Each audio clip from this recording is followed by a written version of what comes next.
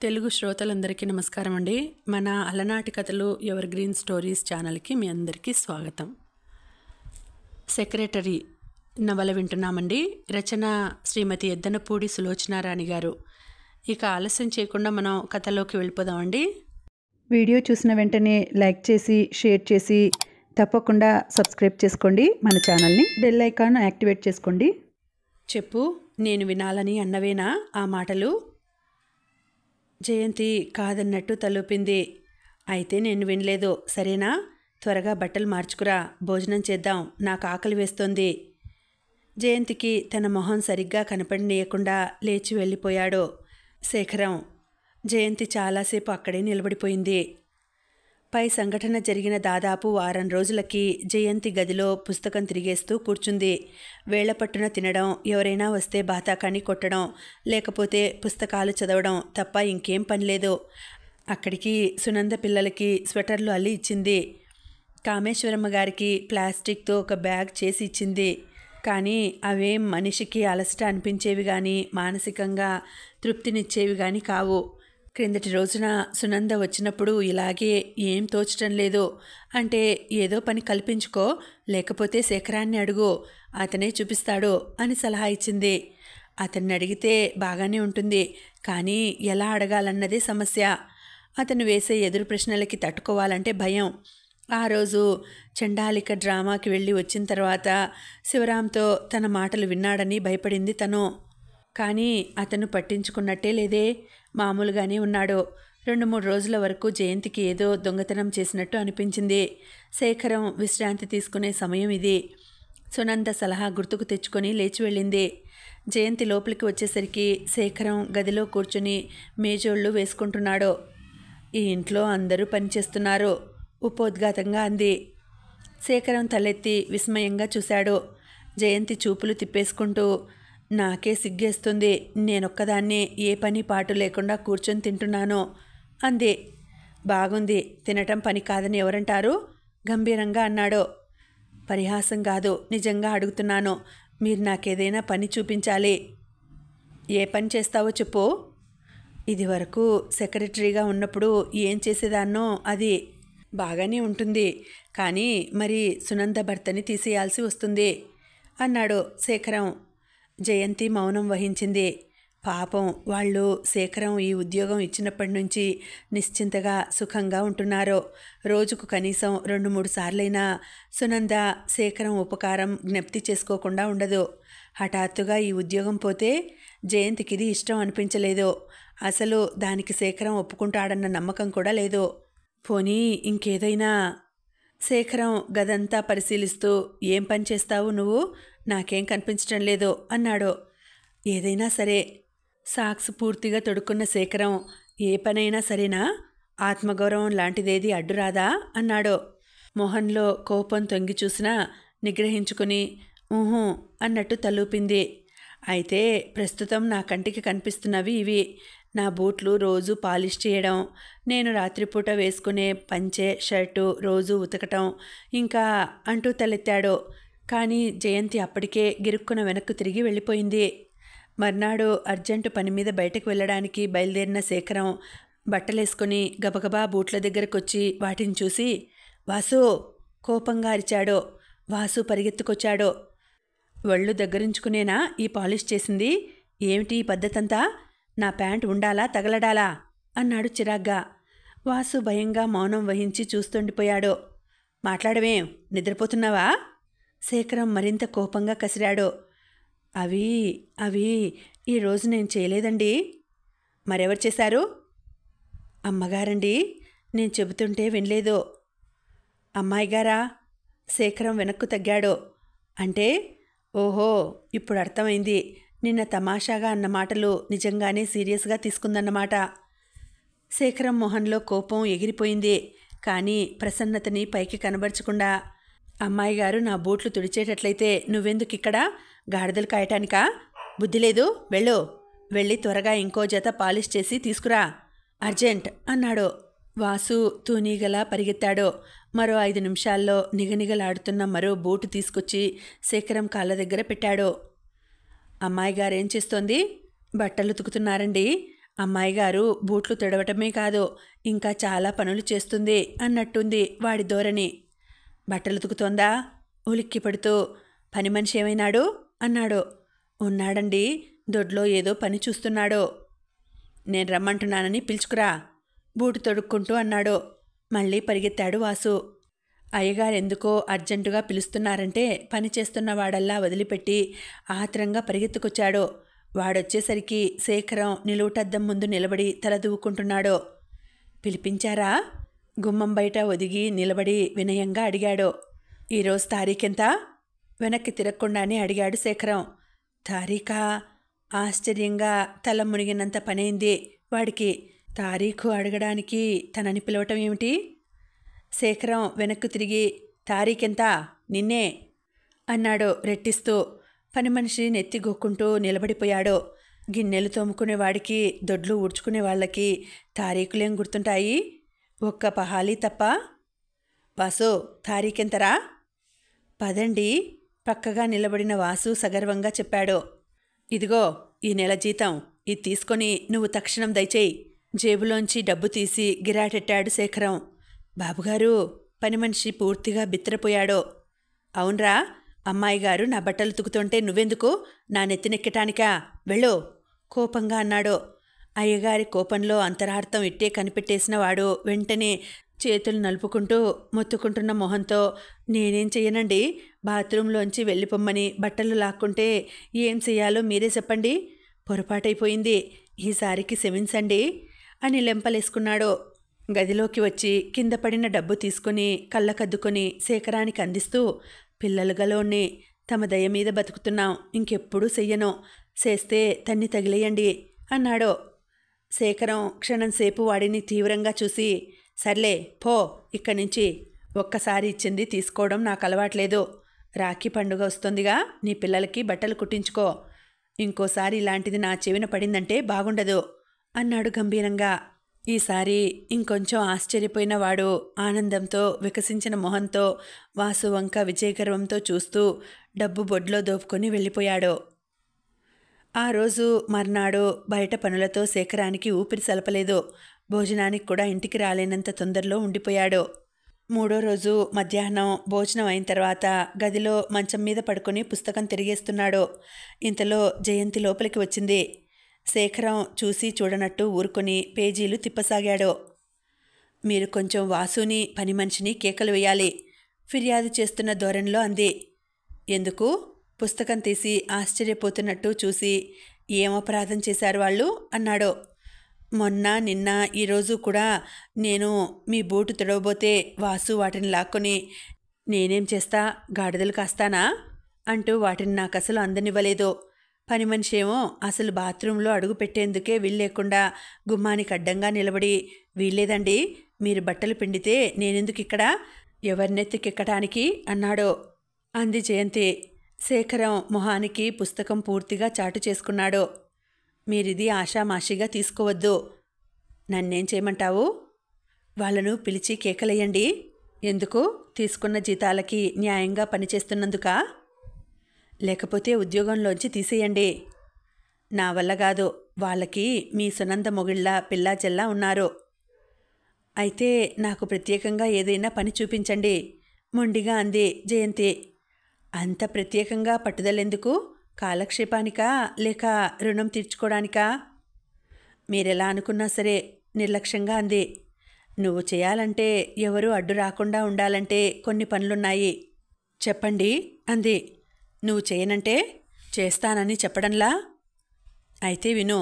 నా జుట్టుకు నూనె రాసి తల దువ్వాలి, నేను స్నానం చేస్తుంటే వీపుకి సోప్ రాయాలి. జయంతి కళ్ళు వెడల్పు చేసుకుని చూడసాగింది. నేను సాయంత్రం వచ్చేసరికి నేను తెచ్చిన చీరల్లో నాకు చాలా ఇష్టమైన దానిని ధరించి నీట్గా తయారై కాఫీ కప్పుతో ఎదురొచ్చి, అతని వాక్యం పూర్తి కానేలేదు. ఇంతలో టపీమని ఏదో వచ్చి పడడంతో ఉలిక్కిపడి అటు చూశాడు. అప్పటికే టేబుల్ ప్రక్కగా నిలబడిన జయంతి దానిమీదున్న పుస్తకాలన్నీ తీసి బలం కొద్దీ వరుసగా విసరసాగింది. వర్షంలా గబగబా పడుతున్న పుస్తకాల దెబ్బలు తగలకుండా తప్పించుకునే ప్రయత్నం చేస్తూ, బాబోయ్ జయంతి ఆగు అంటూ అరిచాడు. పుస్తకాల పరంపర రావడం తగ్గిన తర్వాత శేఖరం గట్టిగా ఊపిరి పీల్చుకొని తలెత్తి చూశాడు. జయంతి అప్పటికే అక్కడి నుంచి పారిపోయింది. గదిలోకి వచ్చి భళ్ళున తలుపులు మూసుకున్న జయంతికి అతని మాటల్లో పరిహాసం, కన్ను కొలకుల్లో కొంటెతనం, పెదవుల చివర చిరునవ్వు గుర్తొస్తేనే ఒళ్ళు బగ్గుమని మండటం మొదలుపెట్టింది. ఏమిటి అతని ఉద్దేశం? కేవలం అతని చేతిలో కీలుబొమ్మ అనుకుంటున్నాడా? అసలు సీరియస్గా మాట్లాడడమే మానేశాడెందుకు? ఇంట్లోంచి వెళ్ళిపోతానంటే వెళ్ళిపోనివ్వడు, పోనీ ఉంటే విలువగా చూడడు. ఇదేం మర్యాద? అసలు అతనెవరు, తనెవరు? ఇలాంటి పరిస్థితుల్లో భగవంతుడు ఎందుకు తోసివేయాలి? ఏం చేయలేని ఆవేశంతో మనసంతా కోపంతో నిండిపోయిన జయంతికి దుఃఖం ముంచుకొచ్చింది. కన్నీళ్లతో కనురెప్పలు బరువెక్కాయి. 10 నిమిషాలైన తర్వాత శేఖరం వచ్చి తలుపు తట్టి జయంతి అని పిలిచాడు. ఆమె పలుకలేదు. తలుపు తీయి, నిన్నే ఇంకోసారి పిలిచాడు. అప్పటికీ మాట్లాడలేదు. తలుపు తీయలేదు. 2-3 సార్లు పిలిచి సమాధానం రాకపోవడంతో అతను వెళ్ళిపోయాడు. జయంతి, సాయంత్రం అంతా వస్తున్నారు, అలా ద్రాక్ష తోటని చూడడానికి వెడదాం. సరే, రావడానికి ఇష్టమేనా? నా ఇష్టాలతో పనుందా? శేఖరం చూస్తూ ఉండిపోయాడు. జయంతి తలెత్తలేదు. పూసల బ్యాగ్ అల్లుతూ కూర్చుండిపోయింది. కొంచెం ఆగి, పోనీ ఎవరెవరు వస్తున్నారో అడగవేం అన్నాడు. కుతూహలం లేదు. ఎందుకని? వచ్చేవాళ్ళెవరో తప్పకుండా మీకు ఆప్తులై ఉంటారు కాబట్టి. అంటే నీ ఉద్దేశం? ఏం లేదు. శేఖరం ఓ అడుగు ముందుకు వేసి, పదే పదే నిన్ను మాట్లాడించాలని చూస్తున్నానని కదూ నీకీ లోకువా? అసలెందుకు చూడాలి అంది. అందుకని బిచ్చగాడిని విదిలించినట్టు విదిలిస్తావా? జయంతి చురుగ్గా తలెత్తి, అన్నింటికీ మీ మీద ఆధారపడిన దాన్ని నేను, యాచకురాల్ని నేను. జయంతి వాక్యం పూర్తి చేయనేలేదు. గదిలోకి వాసు తొంగి చూస్తూ, మీకోసం మినిస్టర్ గారి పిఏ వచ్చాడు అన్నాడు శేఖరాన్ని ఉద్దేశించి. వస్తున్నా, కూర్చోమను. వాసు వెళ్ళిపోయాడు. వాడి వెనకే బయటికి వెళ్ళిపోతున్న శేఖరం గుమ్మం దగ్గర ఆగి తల తిప్పి జయంతి వైపు చూస్తూ, మాటలు పెరిగిన కొద్దీ మనసులు నలగడం తప్ప ప్రయోజనం లేదు. మనిద్దరి మధ్య స్పర్ధ పుట్టించాలనుకోవటం నీ ధ్యేయంగా పెట్టుకుంటే నేను కాదనను. కానీ ఒకటి మటుకు గట్టిగా హెచ్చరిస్తున్నాను, ఎప్పటికైనా నువ్వందులో ఓడిపోయి లొంగిపోక తప్పదు అని వెళ్ళిపోయాడు. 4 గంటలవుతుండగా ద్రాక్ష తోట దగ్గరికి వచ్చారు. మిగతా వాళ్ళెవరో జయంతికి తెలియదు. వాళ్ళు మటుకు 3 గంటలకే అక్కడికి వచ్చేస్తారని భోజనాల దగ్గర శేఖరం మాటల ద్వారా తెలిసింది. కొన్ని ఎకరాల మేర రాతి స్తంభాలకి అల్లిబిల్లిగా పెనవేసుకున్న పచ్చటి తోట. కారులోంచి వస్తుంటే అల్లంత దూరానికే కనిపిస్తుంది. సాయంత్రం ప్రొద్దు తిరిగిపోవడంతో ఎండ చల్లబడిపోయింది. చల్లటి గాలి హాయిగా ఉంది. కారు తోట దగ్గరికి వచ్చి ఆగింది. ఆ చివర బాగా మూలకి ఇంకా చాలా ఎకరాలు ద్రాక్ష తోటకి సిద్ధం చేయబడుతున్నాయి. రోడ్డు వారగా దగ్గరగా కొద్ది దూరంలో కనిపిస్తున్న తోటలో కొంత భాగం రాజశేఖరానిది. అందులోనే పడమటి వైపుగా చిన్న కాటేజ్ ఉంది. కారులోంచి దిగగానే శేఖరం కారు ప్రక్కన పెట్టి కాటేజ్ వైపు వేలు పెట్టి చూపిస్తూ, అదిగో అక్కడున్నారు వాళ్ళు, వెళ్ళు, నేనిప్పుడే మేనేజర్తో మాట్లాడి వస్తాను అని సమాధానం కోసం చూడకుండా గబగబా గార్డెన్ వైపు వెళ్ళిపోయాడు. రాతి స్తంభానికి దట్టంగా అల్లుకుపోయిన పచ్చటి తీగలతో పక్వానికొచ్చి తయారైన ద్రాక్షగుత్తులు భారంగా వేలాడుతున్నాయి. వాటి దగ్గర పనిచేస్తున్న చాలామంది కూలీలు గుత్తుల్ని జాగ్రత్తగా కత్తిరించి బుట్టల్లో నింపుతున్నారు. కొంతమంది ఆడకూలీలు ఓ ప్రక్కగా కూర్చుని కబుర్లు చెప్పుకుంటూ కోసిన గుత్తుల్లోంచి పాడైపోయిన పళ్ళని వేరు చేస్తున్నారు. అంతా సందడిగా కంటికి ఆహ్లాదంగా ఉంది. జయంతి మెల్లగా కాటేజ్ వైపు వచ్చింది. ముందు బంగళా, పెంకున్న చిన్న వరండా ఉంది. దాని ప్రక్కన సన్నజాజి తీగ దట్టంగా అల్లుకొని ఉంది. తీగ నిండా తెల్లటి మొగ్గలు విడవడానికి తొందరపడుతున్నట్లు పిల్ల గాలిలో మెల్లగా ఊగుతున్నాయి. లోపల నుంచి ఎవరివో మాటలు వినిపిస్తున్నాయి. ఎవరున్నారో ఏమిటో. రేఖారాణి, కరుణాకరం వాళ్ళుంటే వాళ్ల మధ్య కూర్చుంటే మాటలు రానట్టే కాదు, అసలు పూర్తిగా మతిపోయినట్టే అనిపిస్తుంది. చివరికి ఎలా కూర్చోవాలో, ఏ విధంగా చూడాలో కూడా అర్థం కాదు. జయంతి మెల్లగా సందేహిస్తూ వరండా ఎక్కి గుమ్మంలో అడుగుపెట్టింది. లోపల వాలు కుర్చీలో డాక్టర్ గారు కూర్చుని కళ్ళద్దాలని చేతి రుమాలతో తుడుచుకుంటున్నారు. ఆయన ప్రక్కనే చిన్న స్టూలు మీద కూర్చొని ఉన్న కామేశ్వరమ్మ గారు జయంతిని చూస్తూనే, రారా, ఇదిగో సునంద, మీ స్నేహితురాలు వచ్చేసింది అన్నారు. అదే గదిలో కిటికీ దగ్గరగా నిలబడి బయటికి చూస్తున్న శివరాం వెనక్కు తిరుగుతూ, అన్యాయం సుమండి, మమ్మల్ని ఇంత ముందుగా రమ్మని ఊదరబెట్టి మీరు ఆలస్యంగా రావడం. శివరాం వాక్యం పూర్తి చేయనేలేదు. సునంద లేచి దగ్గరగా వస్తూ, లోపలికి రా అంది. జయంతి లోపలికి వచ్చి ఒక్కసారి గుండెల నిండా గాలి పీల్చుకుంది. అంతా తనకి కావలసిన వాళ్లే, తన ఆప్తులే. శేఖరం ఎందుకు చెప్పలేదు? అసలు చెప్పేందుకు తన అవకాశం ఇస్తేనా? బాత్రూమ్ తలుపులు తెరుచుకొని బయటకు వచ్చిన ప్రమీల జయంతిని చూస్తూ హలో అంది.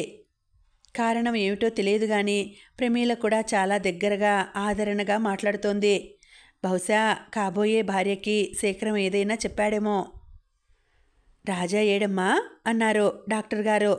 వస్తున్నారు, అలా తోటవైపు వెళ్ళారు అంది. బయట బోలెడన్ని పూలున్నాయి, కోసుకురానా అంది ప్రమీల. దానికి ప్రత్యేకంగా పర్మిషన్ కావాలటమ్మా అంది కామేశ్వరమ్మ గారు. పూలు కొంచెం పైకి కూడా ఉన్నట్టున్నాయి, మీరు సాయం చేస్తారా? శివరాంని అడిగింది. ఓకే, కానీ పూలు కోయటం పురుష లక్షణమేనంటారా డాక్టర్ గారు? లక్షణంగా ఆడపిల్లలకి సాయం చేయడం ఏదైనా పురుష లక్షణమే బాబు అన్నారు డాక్టర్ గారు.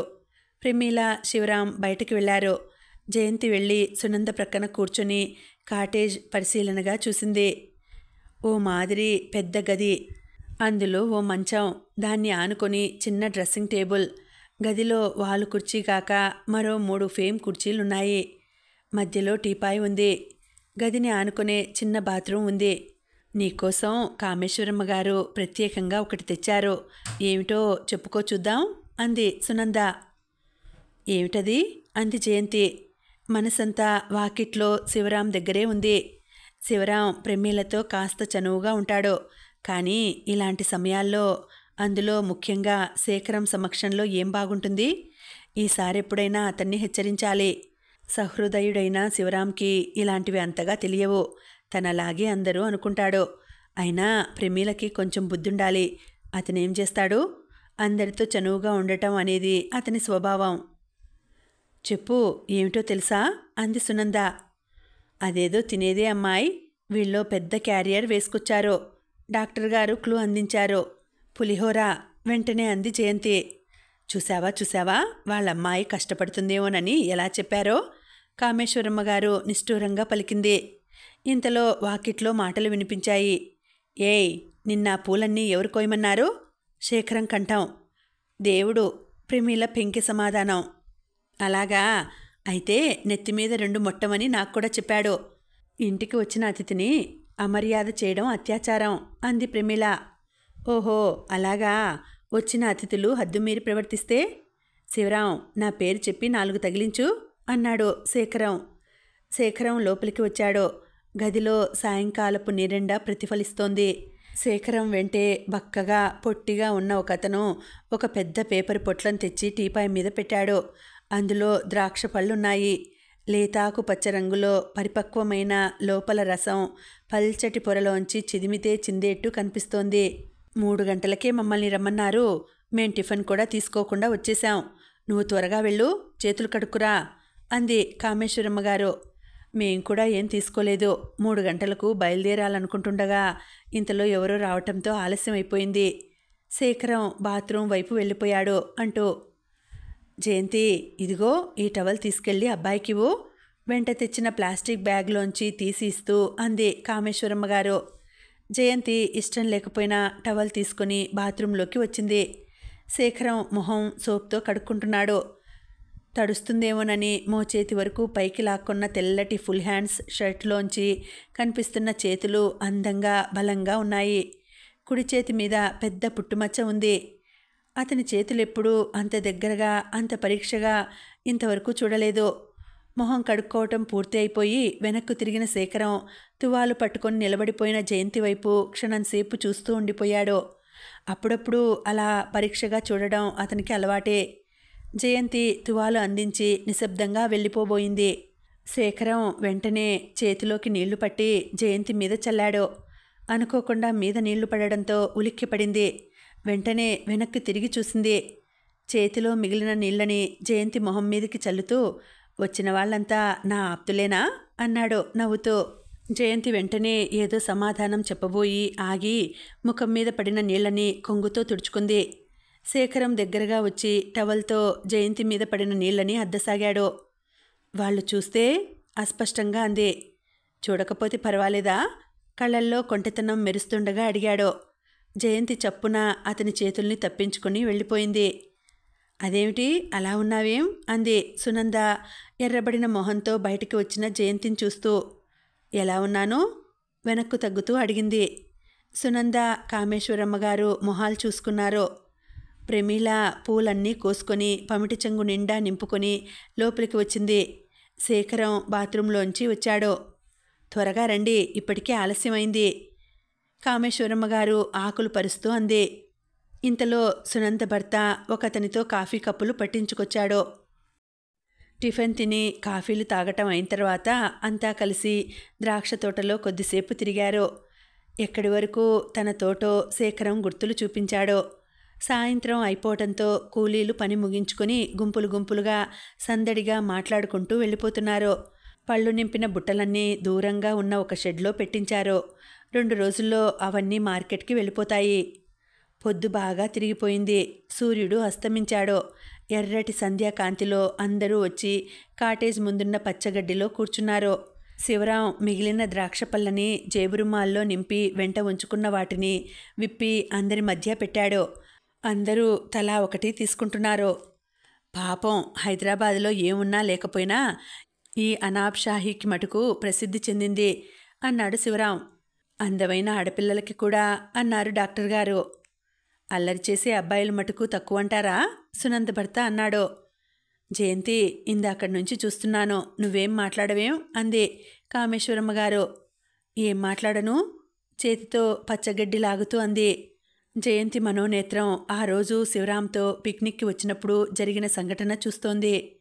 చూస్తుండగానే ఆకాశంలో పడమటి వైపు అలుముకున్న ఎరుపుదనం చిక్కబడి మెల్లగా అంతరించిపోయింది. మెల్లమెల్లగా ఆవరించుకున్న చీకట్లోంచి పౌర్ణమి నాటి చంద్రుడు గుండ్రంగా తూర్పువైపు నుంచి ఆకాశంలో పైపైకి వస్తున్నాడు. చంద్రుడు ఎంత బాగున్నాడో, అందమైన ఆడపిల్ల మొహన్లా అన్నాడు శివరాం.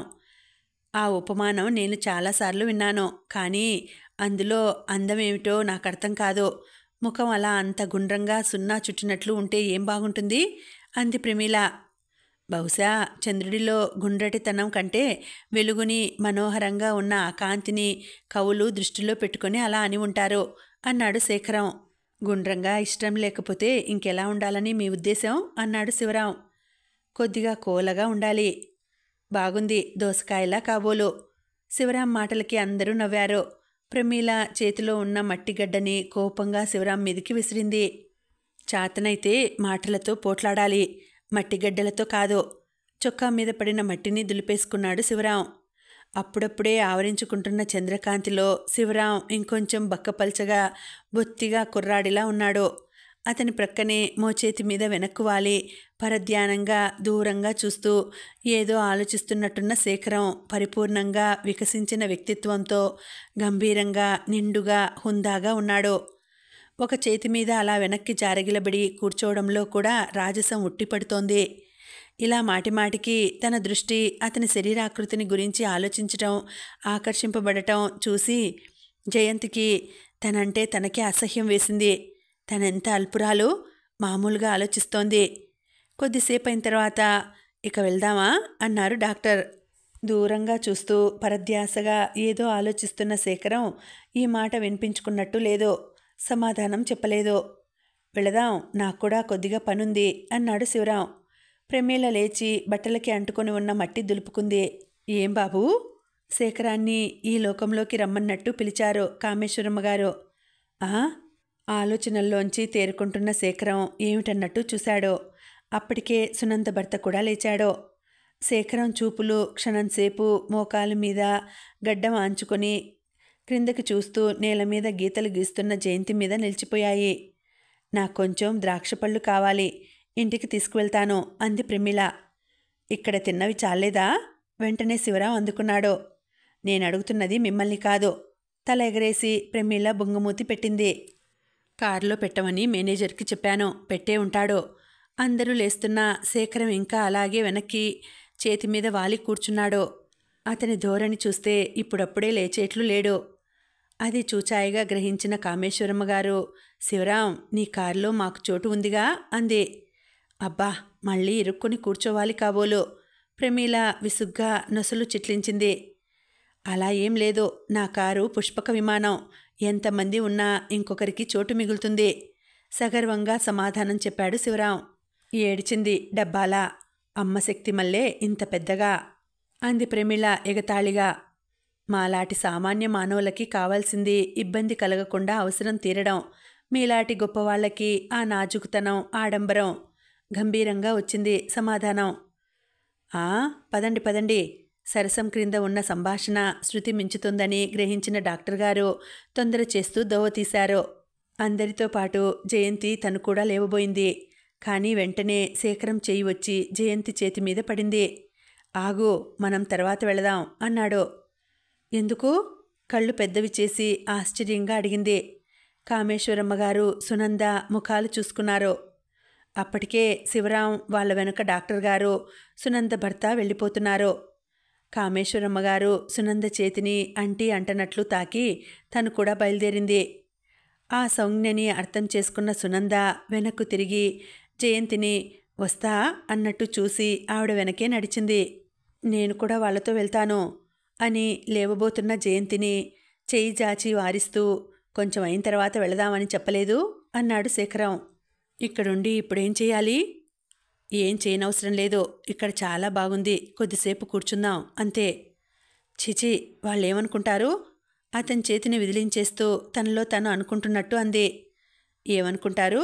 ఆశ్చర్యంగా అడిగాడు. పాపం, ఎంత అమాయకత్వం, ఏం తెలియదు వ్యంగ్యంగా అని విసురుగా ముఖం తిప్పేసుకుంది. శేఖరం మళ్ళీ మోచేతి మీద వెనక్కు వాలి కూర్చుంటూ, అనుకునేవాళ్ళైతే ఇదివరకే అనుకుని ఉంటారు. ఇన్నాళ్ల నుంచి కలిసి ఉన్న తర్వాత మనం నిజంగా పవిత్రంగా ఉన్నామని చెప్పినా ఎవరూ నమ్మరు. దూరంగా చూస్తూ అన్నాడు.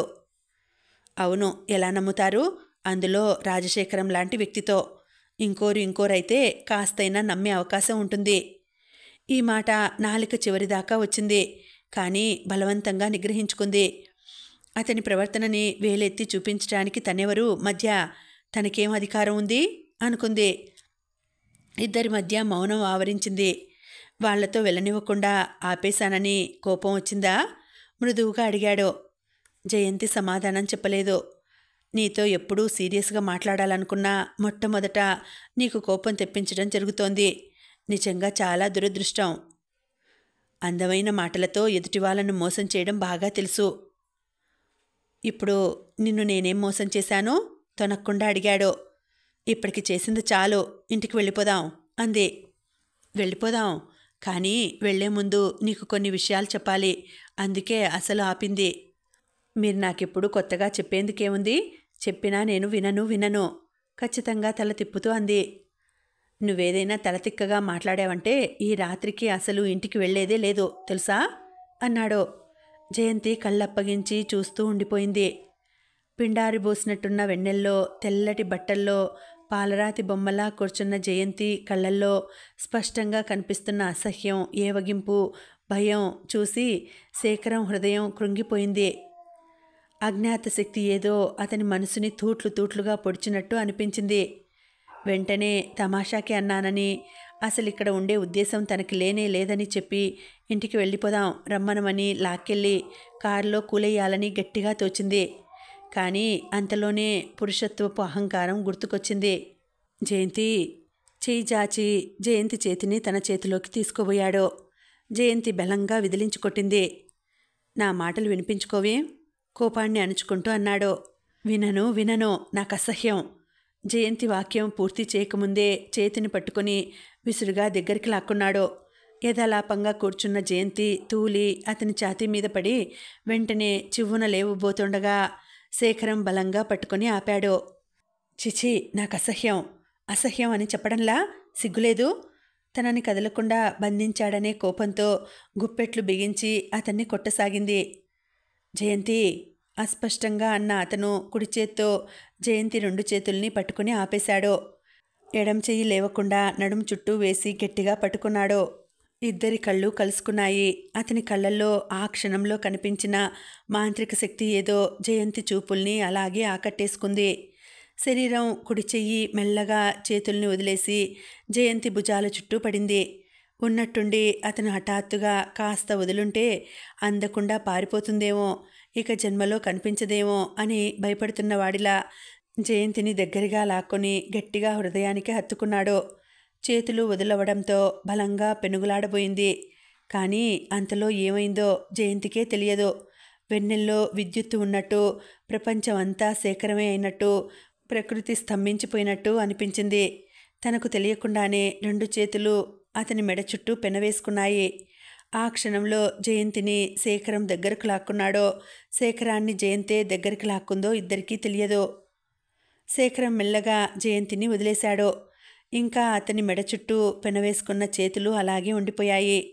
తను చేసిన పనేమిటో గుర్తుకు రాగానే త్రుళ్ళిపడ్డట్టు చేతులు లాగేసుకుంది. అతని చెయ్యి ఈసారి మృదువుగా ఆ 2 చేతుల్ని తన చేతిలోకి తీసుకుంది. జయంతికి హఠాత్తుగా ఏడుపు ముంచుకొచ్చేసింది. శేఖరం తనని రెచ్చగొట్టడానికి ప్రయత్నం చేస్తున్నాడు. అందుకే ఒంటరిగా ఆపేశాడు.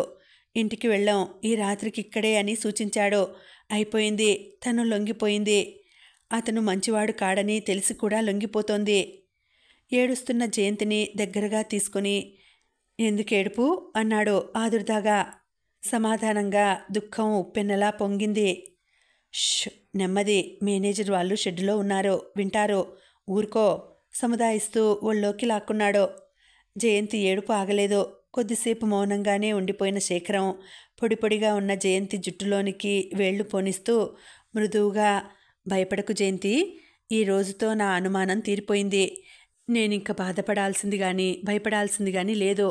నా పట్ల నీకున్న అనుమానాలు పోయి నువ్వు నీ అంతటా నా దగ్గరికి వచ్చే క్షణం కోసం ఎన్ని యుగాలైనా ఎదురు చూడగలను. మనం ఎన్ని రోజులు కలిసి ఉన్నా, ఎంత రెచ్చగొట్టే పరిస్థితుల్లో కూర్చున్నా నీ ఇష్టం లేనిదే ఏం జరగదు అని వాగ్దానం చేస్తున్నాను, సరేనా అన్నాడు. జయంతి మాట్లాడలేదు. ఏడుపు ఉధృతం తగ్గింది. అతని చేతుల్లోంచి విడిపోవాలని పెనుగులాడలేదు. లే, నువ్వు లేచి సరిగ్గా కూర్చుంటే నేను వెళ్ళి కారు తీసుకొస్తాను, ఇంటికి వెళ్ళిపోదాం అన్నాడు. కొద్దిసేపైన తర్వాత జయంతిని మెల్లగా లేవదీసి సరిగ్గా కూర్చోపెట్టి శేఖరం వెళ్ళిపోయాడు. అందంగా తెల్లగా ఉన్న ఆ వెన్నెల్లో నిశ్శబ్దంగా ఉన్న పరిసరాల కేసి చూస్తూ మతిపోయిన దానిలా కూర్చుండిపోయింది జయంతి. ఏమిటిది, ఏమైంది, ఎటువైపు జారిపోతోంది తను? ఈ రోజుతో నా అనుమానం తీరిపోయింది. నేనింక బాధపడాల్సింది కానీ భయపడాల్సింది కానీ లేదు.